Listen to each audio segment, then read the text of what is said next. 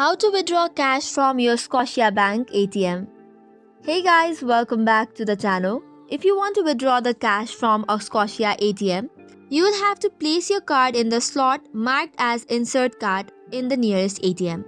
After that, it will ask you to input your PIN using the keypad.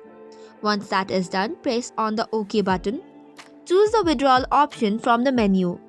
Now that you do so, pick the account you want to withdraw amount from. It could be checking account, saving account, current account. And once that is done, specify the amount you want to withdraw. The minimum amount would be $20 and the maximum is $1,000, but it can depend on your account type. Once that is done, allow the ATM to process your request and prepare the cash. Once the green light blinks, take your card from the slot bag and take the cash dispensed by the ATM.